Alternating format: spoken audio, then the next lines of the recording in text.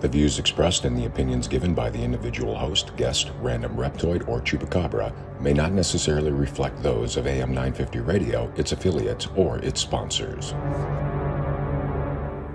Now, it's time to step into the unknown. The best of GhostBox Radio with Greg Bakun.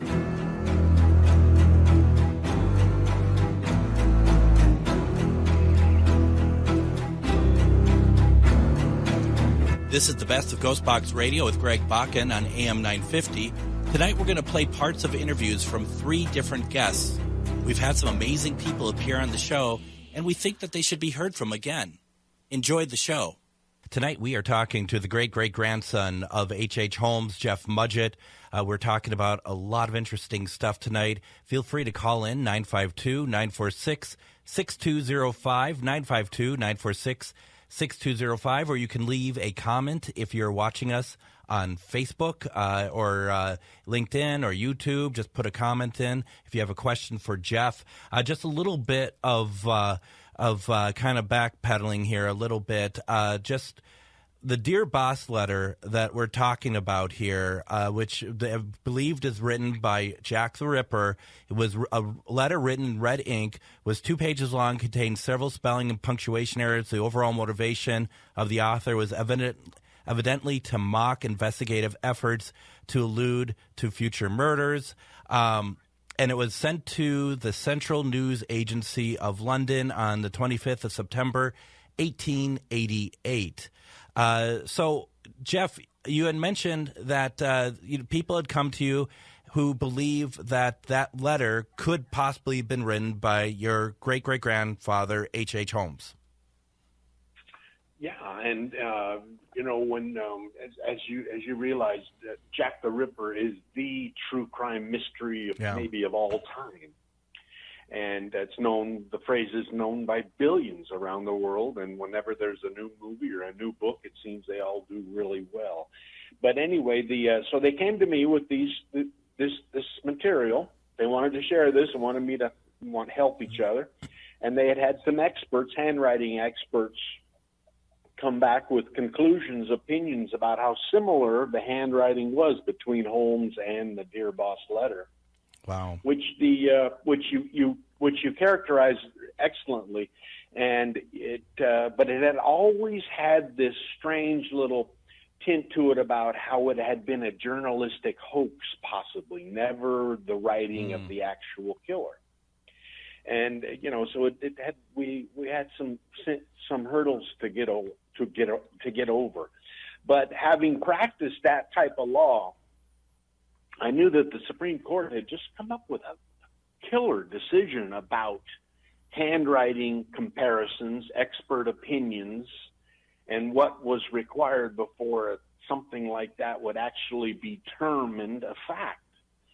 So, I took the material these fellas had given me up to the University of Buffalo, to an organization called the Cedar Fox. And these scientists there were working for the FBI and the Department of Justice, the Post Office, the Treasury, and they had been hired to create a computer program in order to compare handwriting. Mm-hmm. So when I contacted them, they were eager to see what I had. We flew out there, took the material to them, and they agreed to run it, the Dear Boss letter, with my great-great-grandfather's handwriting through their computers. Well, Greg, and I can show any of your listeners this, the ones that are that interested. The numbers came back 97%. Wow. Ooh. Which everyone there, their jaws dropped. Yeah. We were all shocked because we all kind of thought this was all just a hoax, a kind of a joke, something. Well, now we were into something different. And once that information got out about that kind of number, I was contacted by the people at TED Talk, who asked me to give a talk in Vancouver, British Columbia, about whether the handwriting was my great-great-grandfather's or not. And so once that TED Talk was a huge success, and once that was done, then I was contacted by the people at History to do a miniseries called American Ripper about how my co-host and I, she was Amaryllis Fox, she was an ex-CIA operative. Mm-hmm. I think they were trying to make us look kind of like Scully and Mulder. Yeah. And it didn't work. But so then we had an 8-part miniseries in 2017, tracking down my great-great-grandfather all through the United States and through London, and seeing if we could prove it true. But what we came up with was a lot of great numbers, a lot of good evidence, a lot of material that has yet to be disputed by the FBI, by Scotland Yard, anyone. Mm-hmm. Mm-hmm. And but as you know, with anything Jack the Ripper, it's very difficult to prove anything that society would be willing to accept is the true answer. I agree. But, yeah. You know, it's interesting, Jeff, that from and I'm by no means a Holmes expert at all, but from what I've seen, that it kind of fits in with your great-great-grandfather's veracity of liking to write. He seemed to like to write about himself and like make himself known. So a letter like the Dear Boss letter doesn't seem to be too far of a leap for if people are really thinking that Holmes was Jack the Ripper. No, you're exactly right. While after being found guilty of murder, he was incarcerated in Moyamensing Prison in Pennsylvania, and he was immediately contacted by the Hearst Corporation, mm-hmm. the big publishing house, who paid him an amazing amount of money for the time in 1896 if he would write his memoirs right there in prison. And so you're right. He liked to write. He was good at it. Yeah. He was. He had no problem going outside the lines as far as truth was concerned, quite often. But he was a writer, and so the this discovery that I had at 40 years old about who my great-great-grandfather was. And when you think about great-great-grandfather, you're thinking about my grandfather's grandfather. Yep. And which gets it pretty close. And, while the rest of the family had gone on with their lives, I was obsessed in finding out what was going on here. And I was certainly being contacted by all the TV people, all the TED Talk people, all those people want me to write a book now all of a sudden. And so it was a fun thing to do.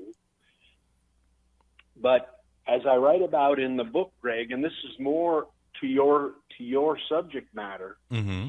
my life started changing. I started developing this disorder, a mental condition. I started having blackouts, which resulted in dreams. Very strange dreams all of a sudden, nothing I'd ever had before in my life. Mm-hmm. And when I went to the medical science people, my neurologists, yeah, they diagnosed it as that I had come up with a case of epilepsy, and I was having seizures. Oh. And these seizures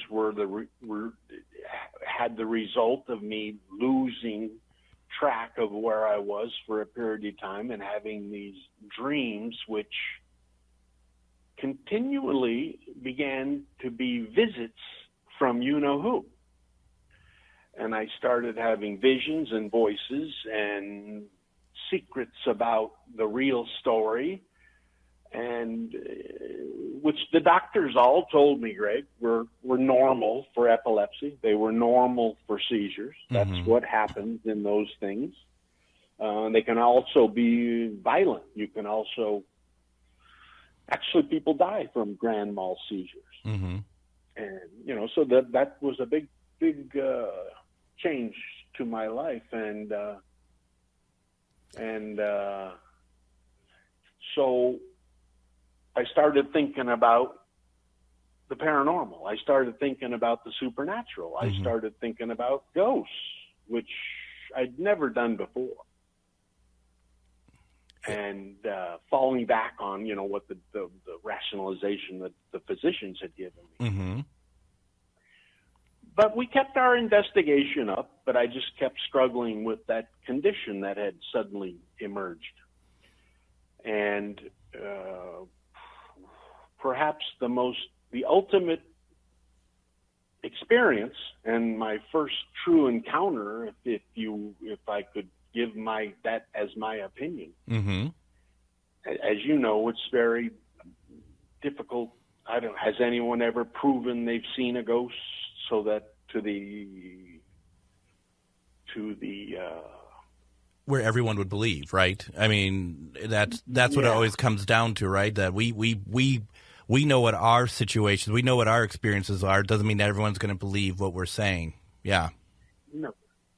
No, and so we had become, the team and I had developed an investigatory team even. That's how fascinated people around the country. I imagine we've got a couple listeners from the team on listening right now to your show. That's cool. That'd be cool. And great, very intelligent, hardworking people that will help me whenever we find anything new about the subject, and very talented too. But so we became fascinated with the subject of the murder castle, which, if you don't mind, I'll fill your listeners in a little bit. Please do. About in the late 19th century, 1890s, there was the Chicago World's Fair, which was the event of the time for the entire world. I mean, you had Einstein there, you had Edison, you had Tesla, you had these incredible people there, all they're dedicating their new discoveries, and millions of people from around the world visited Chicago and if you Google it up, you'll see the pictures of it there on the waterfront are incredible. They are incredible. I've seen them. Yeah, absolutely. And down the road, Greg, 2 miles down the road, a subway train, I don't know if they called it a subway train back then, within walking distance, 2 miles, a short stretch of the legs, was Holmes building his murder castle. And with his pharmacy and with his offices and with his second floor hotel rooms for people that needed a place to stay overnight during the fair. And then with a basement down below, which books have been written over and over and over about, and I never got to see the actual basement. But the stories about it I don't know, have you ever read Eric Larson's book, The Devil in the White City? I haven't read the book, but I've read descriptions about the murder castle. Yeah, and he's got great descriptions of what was going on down there in that basement and during the fair. So, and the paranormal world was pretty convinced that the post office there for some strange reason, Greg, I've never had an answer for this one. I've had FOIA requests. I've gone back to D.C. to see numerous people, but never had much of an answer on this about why the federal government would have bought the murder castle, torn it down, knowing that there had been unsolved murders committed there that the Chicago police had admitted that they'd never solved, and then built a U.S. post office, sort of, adjacent to it. Right. Yeah. And like I said, up against, they bordered each other right there on the property. And And the stories from the post office employees were how the basement was haunted.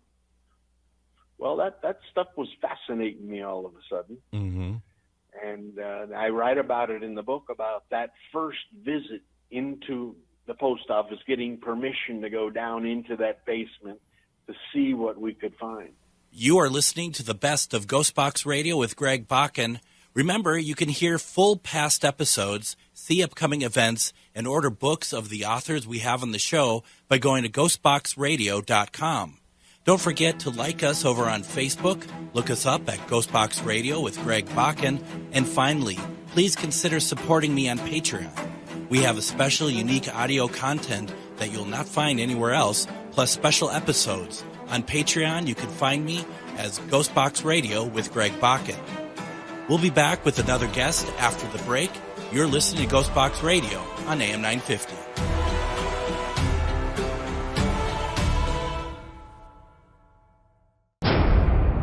The best of GhostBox Radio with Greg Bakun. Now, speaking of the paranormal community, I've got Bobby J. Gallo here. Now, Bobby, I'm going to set the scene for you, okay? Okay. A crowded room and in Connecticut. And I'm just looking, and all of a sudden, my eyes, they lock with yours. And we found each other at the Warren Convention. Huh? That could be book 3, Family Spirits 3, The Return of Greg. I don't know. But I didn't expect to see you there, actually.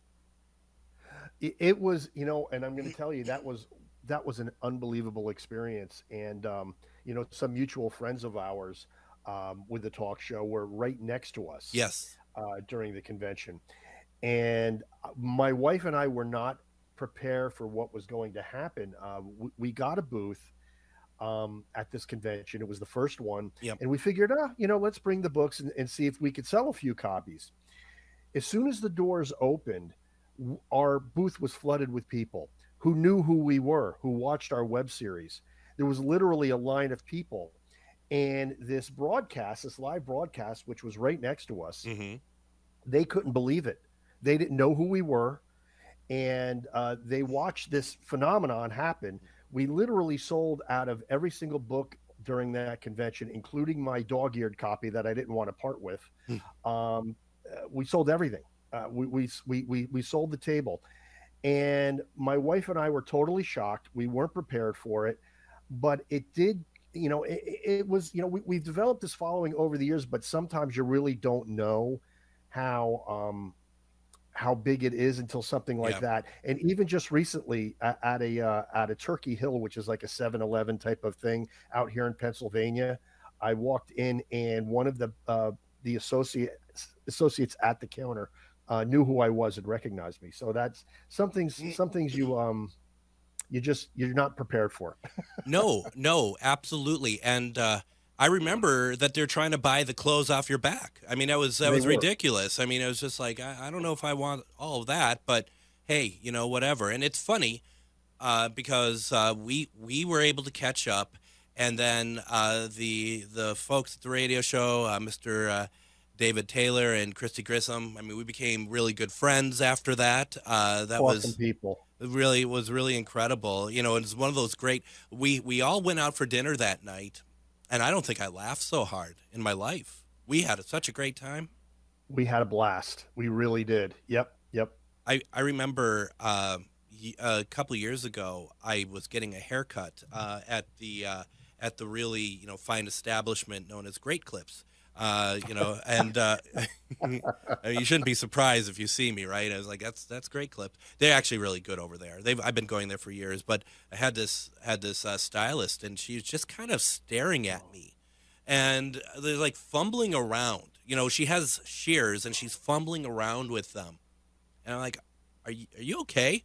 And she's just like, she just says to me, I know who you are, and I'm like, who am I? What do you mean?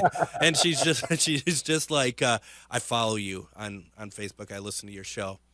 And it was like, okay, well, that's cool. Is this going to affect, like, you cutting my hair, or are you going to put gashes in me? Because she was fumbling, and it's, it's frightening. I'm sorry, it's frightening if you're trying to get a haircut and like she's knocking over the thing that has all the combs in it, that has the liquid in it and stuff. It's like, I don't think she was nervous about me. I think she's just nervous disposition, and then the added layer of me just kind of took it a little bit over the top or something. But yeah, I mean, it is interesting how that works sometimes. And people get to know you, and especially, the work that you and I do in the sense of media, right? That people have this idea of how we are. And I try, and I think you do too, based on what I've seen of you, Renee, the family, that there shouldn't be any difference between what you're hearing, the Greg you're hearing, the Bobby you're watching, versus the real people. I agree with that. And frankly, if somebody meets me on the street, I'm exactly the same as I am right now. So, I agree. There's no pretense here, and there's certainly no ego, because I do not consider myself a celebrity in any sense of the word. In fact, I got shirts printed as a joke that say "semi-famous ghost hunter," because if anything, I might be semi-famous. I wouldn't consider myself famous by any stretch. I'm semi-sweet. That's where I'm at. I'm semi-sweet. But the difference is, of course, if they met you in person, you'd probably do a magic trick for them. I would, because I was a professional magician for 15 years. So, okay, I was going to ask this the last segment. You took about you said like a 20-year break in paranormal investigating, right? Right. How was it getting back into it? Was it flawless? Was there like what were your thoughts on that? Well, the first thing I had to do was familiarize myself with current techniques. But I will tell you that, what I was doing 20 years prior was not all that different than what these guys were doing on TV. It's just that we were using, a pocket cassette recorder, 35 millimeter camera, a candle, a key on a piece of string that acted as a pendulum, and one of those big VHS recorders that go over your shoulder. Amazing. I mean, that's what we used. Yep. But other than that, trying to connect with spirit, isn't all that much different. But I will say that some of the technology today, like some of the things that Gary Galka has developed, have really facilitated us in being able to make that connection with spirit when we're on an investigation. So, I do use some of that current equipment as well. Now, I mean, I know that you heard the interview with Gary that I had done, and that Spirit Box, the Pro, that's a different level. That is truly a different level. He's a different level. I mean, that's fair. Yes, very true. Honestly, the man is a genius. Yeah, and his intention, his motivation behind what he does validates everything, in my opinion. He's not out there for the quick buck. This man is out there because he wants to reach the other side. And I believe that he's accomplished it. Right now, it's just a matter of refining it. He's close. He's extraordinarily close, isn't he? Yes, he is. Absolutely. He is. And I know that's probably hurtful for other people who might be listening that are, they're doing some good work, creating their own devices and stuff. But, when we had him on and listening to Spirit tell him how they communicate with him through the box, that's a different level. That's something completely different. Absolutely amazing. Now, for you, when you were using that old type equipment, the analog tape, everything else, do you miss those? Do you ever bring those? I mean, you talked about the Sony camcorder, the Handycam. Correct. But do you ever bring in any of the other, like, cassettes, or do you ever think about trying 35 millimeter film? I know it's expensive, but I always feel like that there's room to kind of go back to some of those methods. Well, I certainly use things like the pendulum still. Oh yeah. And things like that. Mm-hmm. The only reason I don't use analog tape is because we've caught EVP on digital that is so mind-blowing that I just don't feel I can get that on an analog tape. I mean, I'm not saying it's impossible by any stretch of the imagination, but when you find something that really works, you kind of tend to stick with it. And we're always trying new pieces of equipment and new theories and new gadgets. But boy, I'll tell you, I mean, we have an RCA handheld digital EVP recorder that has just performed over and above. Mm-hmm. One of our most famous EVPs was caught by accident. I forgot to turn it off. Okay. And Renee and I are tripping over gravestones trying to get out of an old cemetery at night. And she's laughing, and you could hear me laughing, and she's laughing as we're trying not to trip over footstones. And all of a sudden, a female voice comes in out of nowhere that says, "Come back." And then nice. 10 seconds later, "Don't leave now." As clear as we're talking now. So haunting that when people hear this EVP, they're up for a week if they're not a paranormal investigator. And that's an episode called "We Were Not Alone." So you can actually hear that EVP. You know what we need to do, Bobby? If What's that? if you're up for it, we should at some point soon, if you're up for it, have you back, and we could play some of the Absolutely. evidence that you have that I think that will entice people to check out the web series. The thing about some of that, for the lack of a better term, retro equipment, is that it's expensive and it's wasteful if you do it properly, right? Because Right. theoretically, if you're using analog tape, you should not, in my opinion, not only reuse the tape, but you should also not use side B. You only Right. do one side of it because the bleed through could happen and all that other Yes. stuff. And that's a lot of, that's just a lot of work. And same with, it's so easy to take a burst on your camera of Right. something opposed to paying $30 for some film and then getting it developed. And same with the Polaroid and all that stuff. Now, Sam says about your EVP, she's like, I'd love to hear that EVP. So what episode, because it's on an episode, right? It is. The episode is entitled "We Were Not Alone."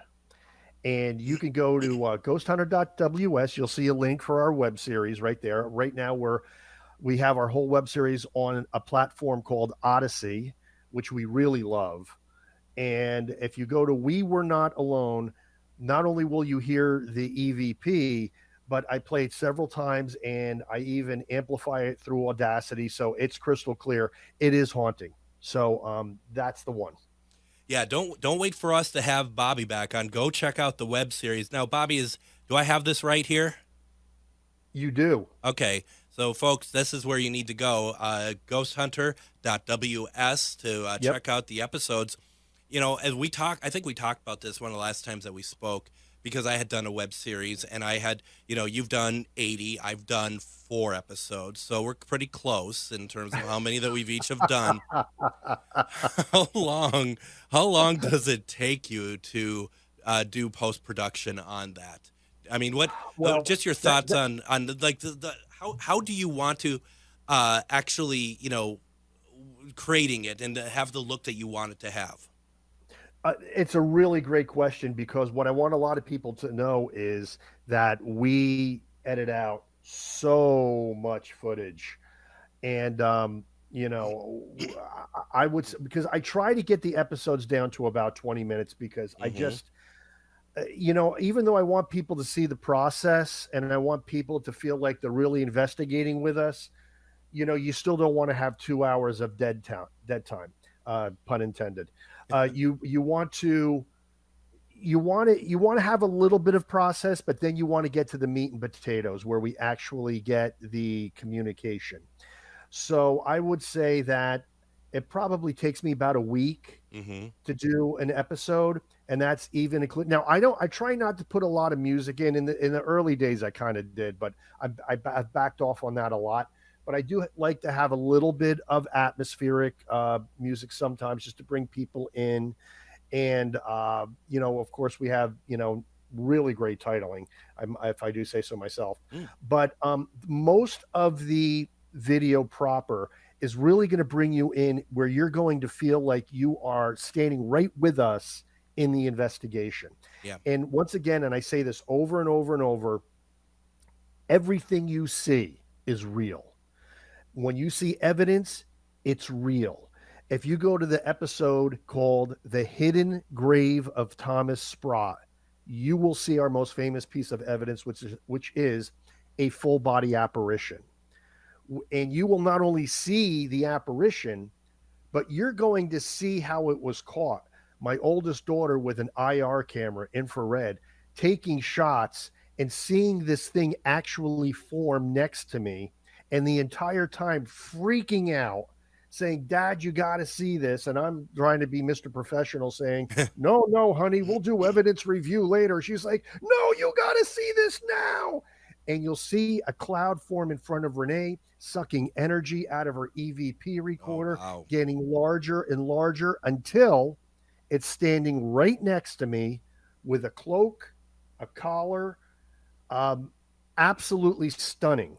It's called The Hidden Grave of Thomas Sprott, and that's probably our most famous piece of evidence.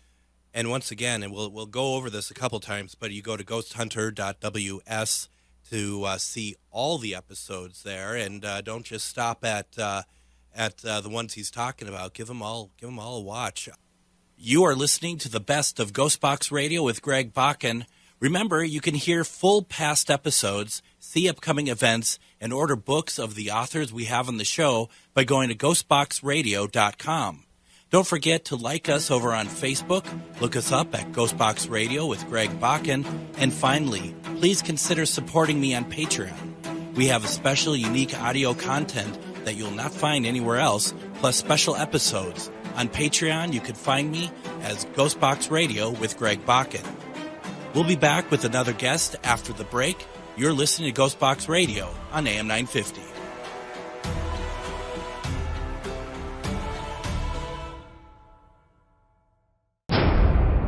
The best of GhostBox Radio with Greg Bakun.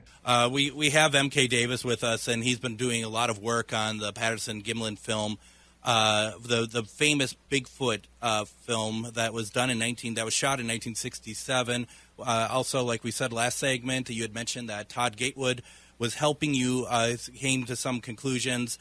He's actually, at least he was, hopefully still is, listening as well. And Todd, if you want to come on the program at some point down the line, I'd be more than happy to have you on. MK, I have a more of a comment, I guess, really, from Ernie Pack. He says, there's just a brief image of the bottom of the creature's foot. That's what I wished I could see more clearly. It would be very difficult to mimic that with a suit or a costume. And it's funny because that caught my attention today too when I was watching a few of these YouTube uploads of that film. Well, let me see what I can find on that. I have lots of material. If I can get one that's got the very clear image of the foot bottom. I actually have a cast right here. Let's see here. For those of you who are just listening on the radio and you're very interested in this, I bet you wish you were watching the live stream video of this right now, because MK is holding up a cast from that film. That's the foot right there. You can see it's back up a little bit. That's incredible. It's very, very flat-footed. Like me, I'm very flat-footed. Mm-hmm. But it's a pretty good sized foot. They get bigger, but this is Mrs. Bigfoot. You move up to Mr. Bigfoot, it'll be a good bit bigger. How long after the film was shot did they take that cast? This was taken that very day. Wow. Well, no, I take that back.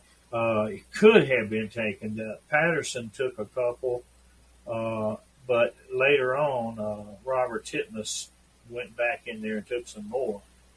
I think this is one that Patterson took because he chose the very best looking ones, Mm-hmm. and not necessarily the most valuable scientifically.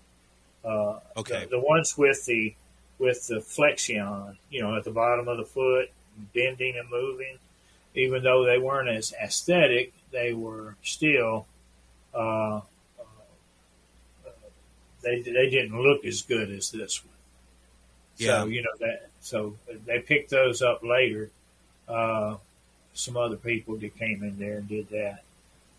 So it's absolutely incredible. And the film or the video that I saw that you had put out about 2 years ago, what I thought was really interesting is that you had focused on that she had something that was, I don't know, attached or whatever to her left side, and it's bigger than her hand, but at least at the time of the video, no, you can't really tell what it is, but there is something there.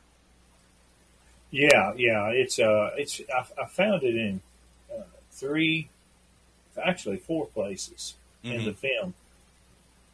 It's in one place where it comes back far enough, you can see that it's not being held by the left hand, it's being steadied by the left hand. Mm-hmm. It's suspended on a lanyard around her neck. Sure. And you can see that in several of the Chrome prints. They're pretty good quality. You can see it. So whatever she's got there on her left side that she holds, he keeps it from swinging with her left hand. You don't have but a minute of film, Mm-hmm. So you try to extrapolate all you can from it. When I find something like that, I'll publish it. People can make of it what they want, but it's there. Yeah. Yeah. It follows along with her, and it's conjecture to try to figure out what it is, I guess, in a sense. But you got to wonder, is it some kind of satchel or something, and is that like a look at the inner workings of their society in some ways? If she's out with something, and perhaps that she needs something to put other things in or something, I don't know. Well, in days of yore, they had what they call a parfletch. Mm-hmm. And it's just basically it's kind of a pouch. It could be a pouch. It could be just something you fold. You put your things in it, and you fold it and tie it up, or it could be a satchel, like you said. Yeah.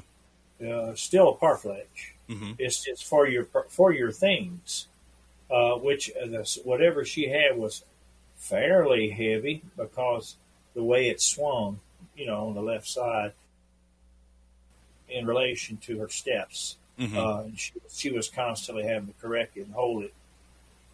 She was trying to keep it on the opposite side of her body.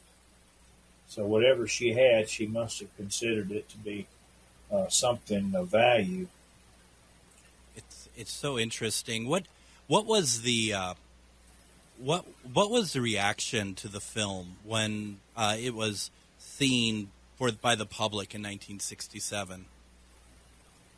Well, they showed it they were primarily interested in scientists watching it. Yeah. Scientists weren't too impressed because they weren't watching what we have today to watch. They weren't watching the stabilized form, made from the very best images. And they were watching a copy of a copy of a copy that was in shaky and grainy and dark. When you copy a positive film, you copy positive to positive, you end up increases in contrast. Mm-hmm. It's boosted, and so all your brights get brighter and all your darks get darker. And by that time, they had pretty much just showing a silhouette. Okay. You couldn't really tell much, and I'm trying to be fair to the scientists because these men are saying, well, we want you to watch this film and we want you to believe it.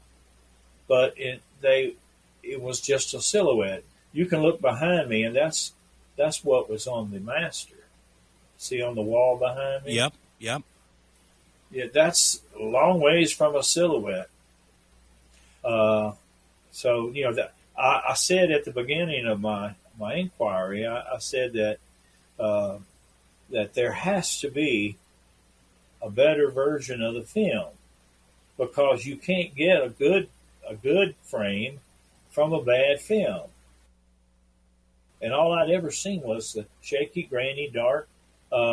So when these there's a couple of frames that they essentially leaked out when the internet first became prevalent. Mm-hmm. And let me tell you what, the internet has been the receiver of a lot of leaked images since, not just from the Patterson film, but from a lot of different things. Mm-hmm. So when I saw it, I knew it had been treated the way you would treat an astrophoto if you were trying to get contrast out of it.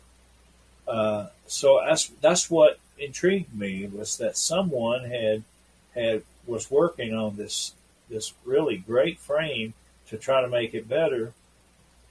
And so I began my inquiry, and so it ends up with stuff like you see back there on the wall. It's just one of the fantastic images. And I have Todd Gatewood's image. Can I call that one up? Yeah, here? please do. Hold on. And if you're just joining us, we have on MK Davis, who has been spending a great deal of time trying to get more clarity out of the Patterson Gimlin film, which is, of course, the amazing Bigfoot film from 1967. And you all know the one we're talking about, the one that the Bigfoot creature, she is walking just in the open, basically, and kind of looks back at the camera. It's incredible, and seeing the work that has been done on it is one of those things that it just kind of, to me, kind of like the Zapruder film for JFK. Love to be able to get the best quality, to get a better look at what was happening there. And MK, the stuff that I saw in those videos were really, really incredible. Okay, I'm going to just hit my share button, and I think you have to do something over there on your end, don't you? Well, I don't know what, but we'll take a look. Let's see here. Settings. Welcome to learning how to use StreamYard Live on the air. Let's see. Blah, blah, blah. I am not seeing what I need to do, because you should be able to go into present and I think share, quite honestly. Yeah, I've got all that done. My screen says entire screen is sitting here in front of me. Yeah, because I'm not share, and I hit the button. But you've got to okay it. Yeah, I don't see it anywhere. I don't see where I even need to do that, to be very honest. Let's see here. Yeah, this is good times right here. Let's see if I can share screen, slides, video.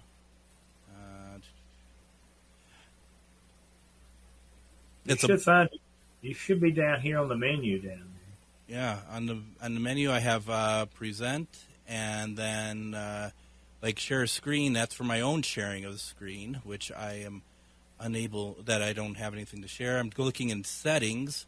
Let's see if we can find in general here.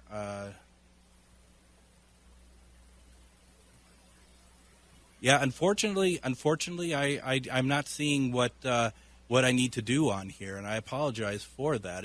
Well, that's okay. Maybe I can send you something through the messenger. Sure. And then you can put it up. Sure, I can. I have the same picture, but I have it with a watermark on it. So let me find that one. All right.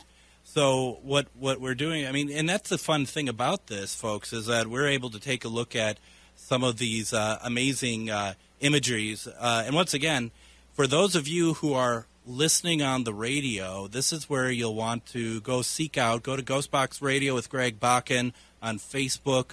If you're not able to do it while we're doing it live, go back and rewatch, and you'll see some of this imagery that we are going to be showing here in a second. It's really, really very cool stuff, I have to admit.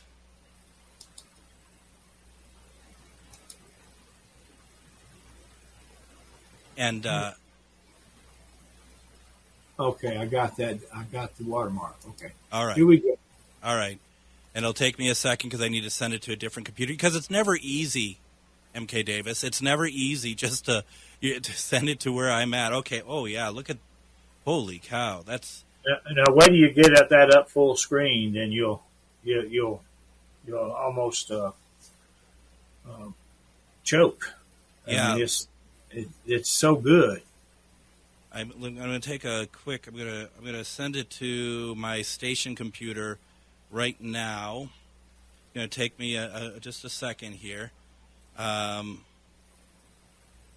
we do it. And once again, folks, you're going to want to check this out if you're interested in this stuff. I've never seen that any more clear. So I'm going to go over here now. I got to tell you all what I'm doing step by step, because otherwise they'll just be quiet as I'm trying to figure it out. And this is really something. Let me get here real fast. And of course, every station computer is very slow. I have never seen anything like this before. I'm going to be very honest. Before Todd came along, I had neither. I was so amazed. You are listening to the best of GhostBox Radio with Greg Bakun. Remember, you can hear full past episodes, see upcoming events, and order books of the authors we have on the show by going to GhostBoxRadio.com. Don't forget to like us over on Facebook. Look us up at GhostBox Radio with Greg Bakun. And finally, please consider supporting me on Patreon. We have a special, unique audio content that you'll not find anywhere else, plus special episodes. On Patreon, you can find me as GhostBox Radio with Greg Bakun.